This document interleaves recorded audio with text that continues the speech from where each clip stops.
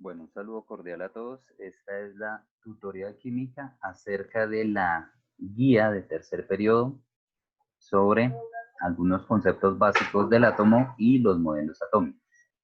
Entonces, los primeros conceptos que vamos a trabajar son la masa atómica y el número atómico. Entonces, para iniciar esto, debemos tener en cuenta primero cuál es la estructura del átomo.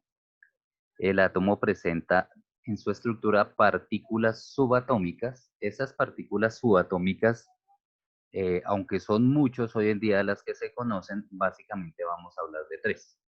Los protones, que son de las partículas que presentan mayor masa dentro del átomo y que tienen una carga positiva. Los neutrones, que tienen una masa similar a los protones, masa y tamaño, pero que, como su nombre lo indica, no presentan carga. Y los electrones, que son mucho más pequeños y de menor masa, pero sí presentan carga, en este caso carga negativa. Entonces, como ya sabemos, los protones y los neutrones están ubicados en el núcleo del átomo y allí es donde se origina o se organiza la mayor cantidad de masa de un átomo. Los electrones, entonces, como les decía, no presentan una masa representativa, no suman mucho a la masa del átomo, es realmente muy poco lo que suman, pero sí su importancia radica en la carga negativa. Entonces esos electrones se encuentran orbitando alrededor del núcleo. Cuando hablamos de orbitar, tenemos que imaginarnos un sistema planetario y viendo cómo los planetas giran alrededor del Sol. De esa misma manera, los electrones girarían alrededor del núcleo conformado por protones y neutrones. Entonces, pasando ya, teniendo en cuenta estos conceptos a lo que es el número atómico es el número de protones. Recordemos que los protones son la carga positiva. Entonces, este número atómico identifica y diferencia prácticamente a los átomos de todos los elementos. Si miramos en la tabla periódica y ubicamos cada elemento, nos damos cuenta de que cada elemento tiene asignado un número que aparece más grande que el resto. Ese es el número atómico. Y repito, corresponde al número de protones. Es importante también que teniendo en cuenta que los átomos son neutros en general, el número de cargas positivas y negativas tiene que ser igual. De manera que si conocemos el número de protones, también conocemos el número de electrones, porque las cargas positivas y negativas deben ser iguales en un átomo neutro. Entonces, repito, conociendo el número de protones, ese mismo número es el de electrones.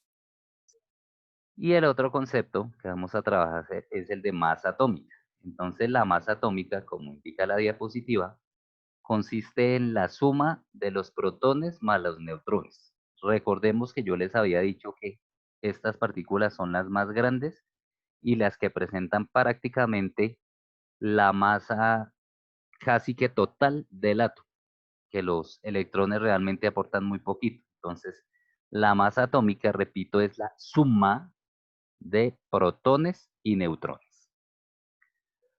Entonces, a continuación vamos a mirar unos ejercicios, digamos, para ilustrar un poco estos conceptos. Entonces, aquí tenemos una tabla en donde hay algunos datos que nos faltan. Entonces, de acuerdo a los conceptos vistos anteriormente, se va a llenar esta tabla. Entonces, en el primer caso, aparece un elemento cuyo número atómico es 11 y la masa atómica es 23. Entonces nos falta determinar cuántos protones, neutrones y electrones tiene. Recordemos que el primer concepto nos decía que el número atómico corresponde al número de protones. Entonces, si el número atómico de este elemento es 11, el número de protones será 11. El segundo concepto nos decía que la masa atómica corresponde a la suma de protones y neutrones. Entonces nosotros tenemos la masa atómica, que es 23, o sea, el resultado de la suma. Y tenemos el número de protones, que son 11, por lo dicho anteriormente. Entonces, ¿cuánto tendríamos que sumarle a los 11 protones para completar los 23 de la masa atómica? Entonces serán 12 neutrones. Y finalmente, habíamos dicho que en los átomos neutros el número de cargas positivas es igual al número de cargas negativas. Es decir, la misma cantidad de protones corresponde a la misma cantidad de electrones. En este caso hay 11 protones, entonces habrán 11 electrones. De esa manera, pues aplicamos los conceptos anteriores. En el segundo caso, tenemos una masa atómica de 40 y 20 protones. Repito, número atómico igual al número de protones. Si hay 20 protones, entonces el número atómico será 20. De ahí vamos a los neutrones. Dijimos nuevamente, la masa atómica corresponde a la suma de protones y neutrones. Masa atómica 40, protones 20. ¿Cuánto tenemos que sumarle a los 20 protones para alcanzar los 40? Pues 20 neutrones. Y finalmente, para el número de electrones, recordemos que dijimos los positivos y los negativos son iguales. Si hay 20 protones, habrán 20 electrones. Tercer caso, nos dan número de protones y número de neutrones. Entonces vamos al primer número atómico. Igual al número de protones. Ya sabemos que hay 17 protones, entonces su número atómico será 17. Masa atómica, suma de protones y neutrones. Si hay 17 protones más 18 neutrones, al sumarlos me da 35 y esa sería la masa atómica. Y el número de electrones, que son los negativos, recuerden debe ser igual al de los positivos, entonces en este caso 17. Miremos el último caso, nos dan la masa atómica que es 56 y el número de electrones 26. ¿Cuál es el número atómico? Dijimos número atómico igual a número de protones. Pero como no tenemos el número de protones, ¿cómo sabemos cuál es el número de protones? Vamos a la segunda parte del concepto que decía que cargas positivas y negativas son iguales. Si tenemos 26 negativas, debemos tener 26 positivas, o sea, 26 protones. Y el número atómico entonces, por consiguiente, también sería 26. Entonces tenemos número atómico 26 y protones 26. Nos faltan los neutrones. Recordemos, masa atómica es la suma de protones más neutrones. Si ya tenemos la masa atómica que es 56 y los protones que son 26, ¿cuánto debemos sumarle para que me dé 56? Pues 30. Y ese sería el número de neutrones. Con estos conceptos, ustedes deben resolver los puntos 2 y 3 de la guía. Recuerden que el punto 1 consistía en escribir la totalidad de la parte teórica de la guía y que eso corresponde al 30% de la calificación total. Continuamos entonces con la segunda parte de la guía que nos habla de los modelos atómicos. ¿Qué es un modelo atómico? Resulta que a lo largo de la historia, debido a los descubrimientos y avances científicos, pues el hombre ha tratado de saber cómo son realmente los átomos. Entonces, ha elaborado modelos, ¿sí? Como para explicar cómo podrían ser o cómo podrían funcionar los átomos. Y estos modelos han ido cambiando y evolucionando a medida que el conocimiento también se va ampliando.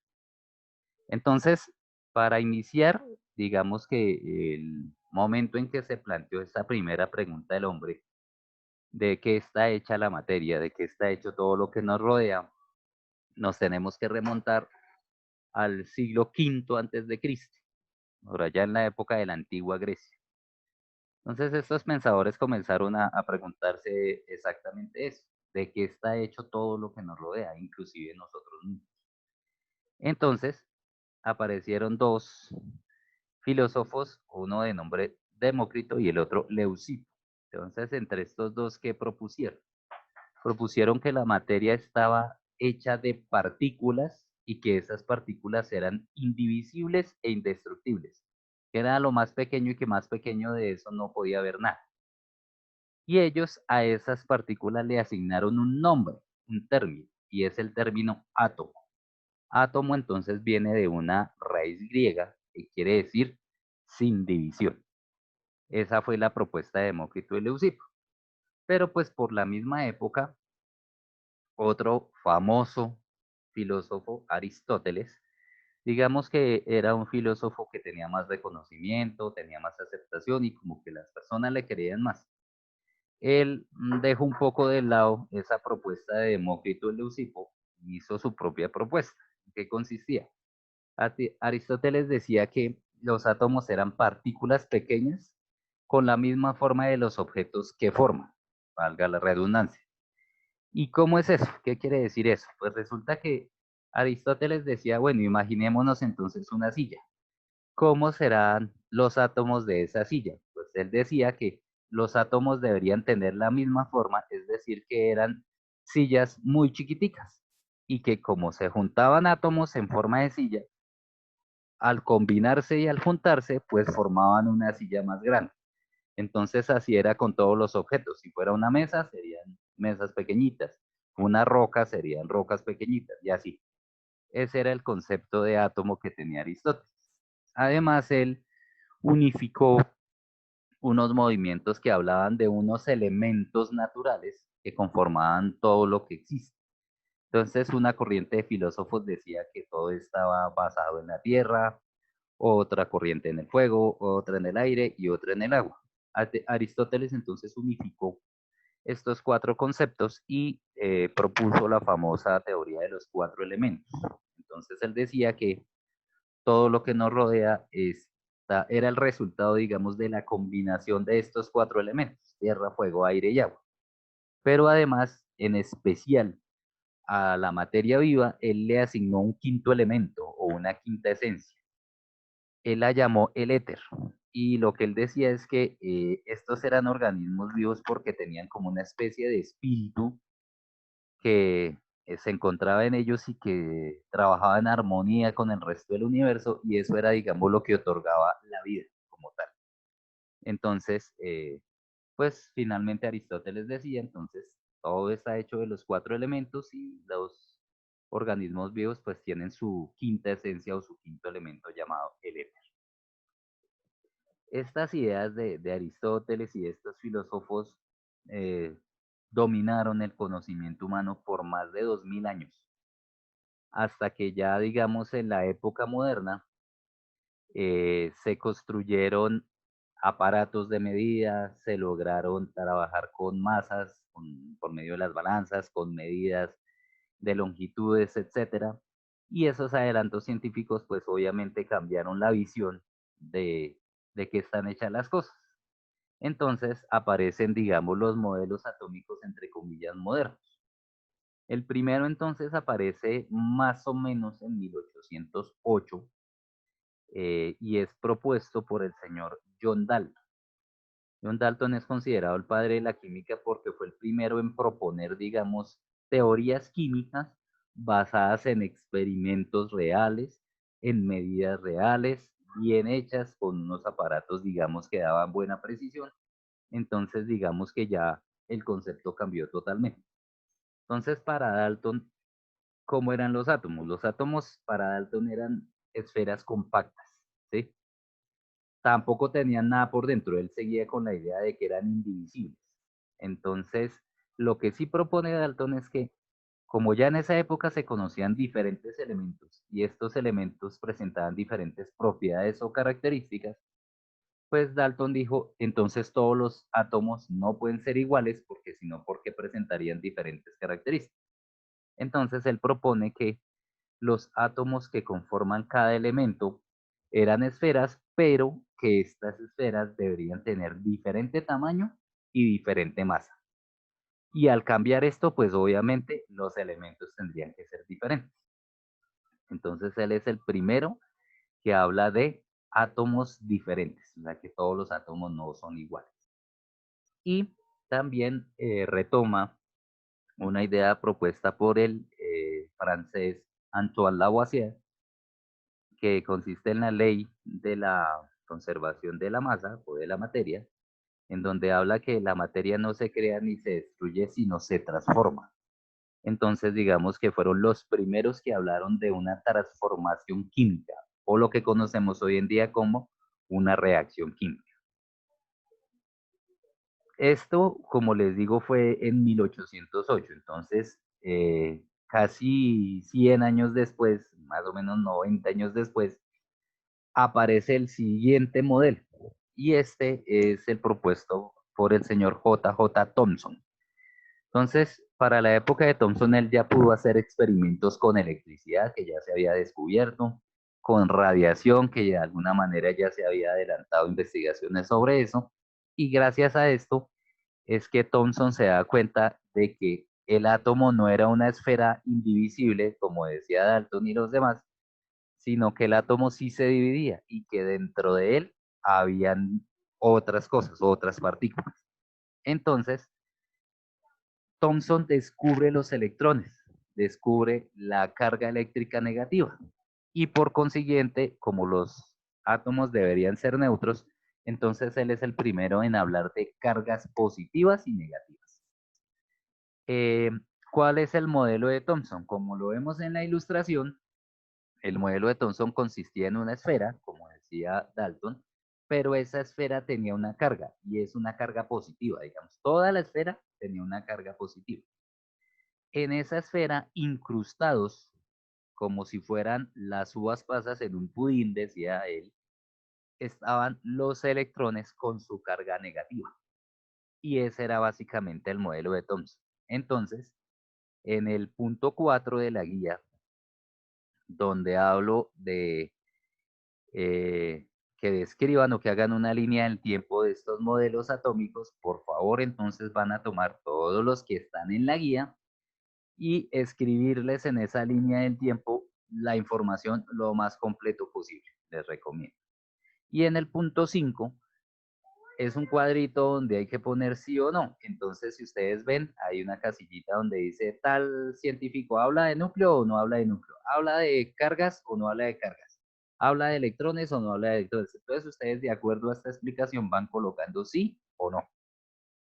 Entonces, este modelo de Thomson, que repito, habla de cargas, habla de electrones, pero hasta ahí, eh, él decía entonces esfera con carga positiva y incrustados los electrones en esta esfera.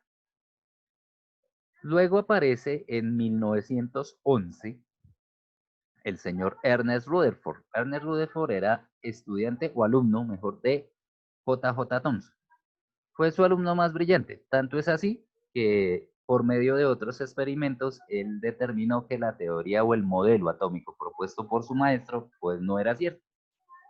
Entonces, él descubrió que eh, el átomo, primero que todo, tiene un núcleo.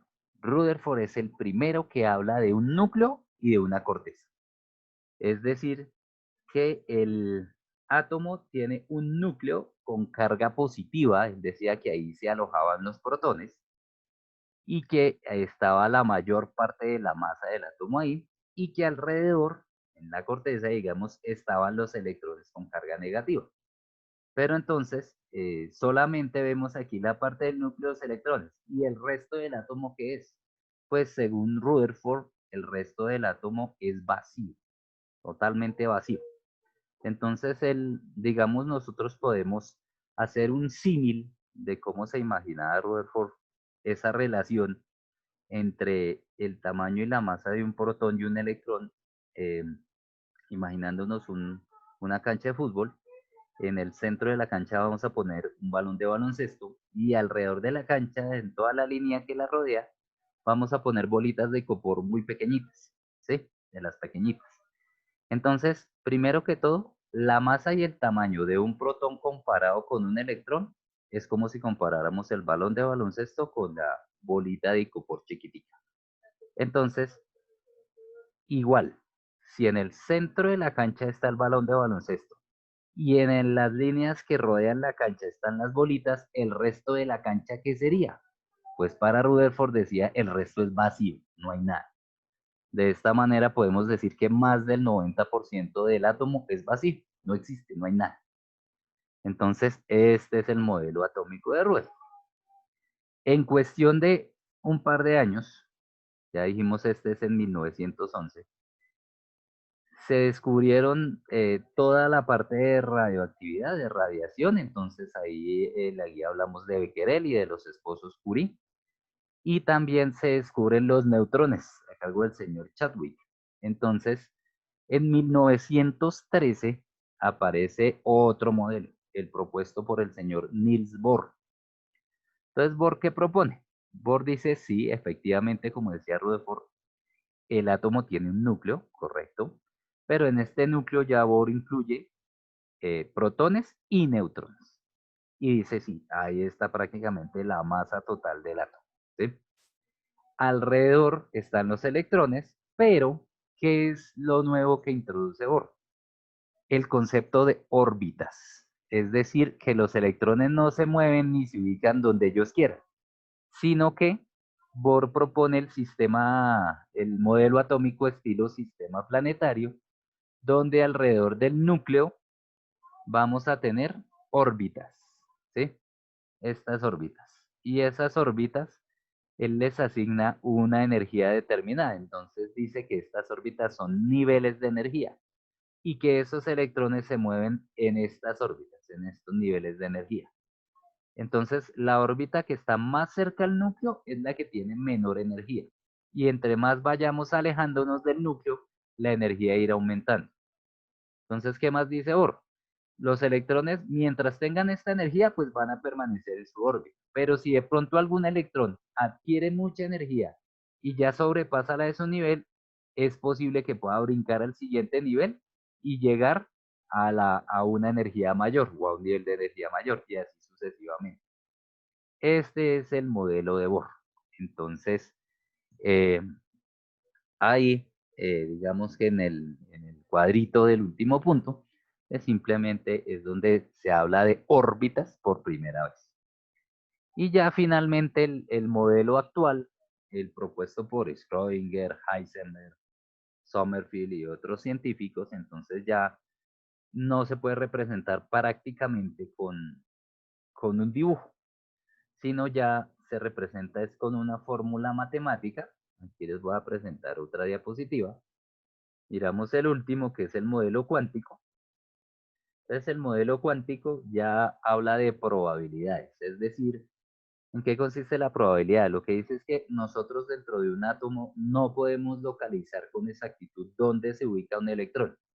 Lo único que podemos calcular es una zona probable donde pueda estar el electrón, o sea, que tenga una mayor probabilidad de estar, ¿sí? Entonces, eso es lo máximo que podemos hacer, no le podemos determinar una posición exacta. Entonces, por eso ya hoy en día un átomo no se maneja por medio de un dibujo, de una representación gráfica, sino de zonas o ilustraciones de probabilidad, y todos esos cálculos ya se hacen con fórmulas matemáticas y con computadores, etc. Ese es el modelo atómico actual, el de hoy en día. Listo. Entonces, pues la idea es que ustedes, repito, realicen esa línea del tiempo, puede ser en el formato que yo les propongo en la guía o con otro formato, bueno, pero bien organizado y lo más completo posible. De ahí depende también que la nota sea completa, que esté toda la información en general. Y en el último punto, en el cuadrito, también tener mucho cuidado con las cosas que se llenan. Inclusive en el cuadrito se me fue un pequeño error porque en el modelo de Thomson, donde dice que si habla de núcleo y corteza, pues aparece un sí, fue un errorcito que se me fue ahí porque eh, Thomson todavía no hablaba de núcleo y de corteza. El primero que habló de eso fue Rutherford. Entonces, pues yo creo que ya con esto tienen las herramientas necesarias para poder resolver la guía.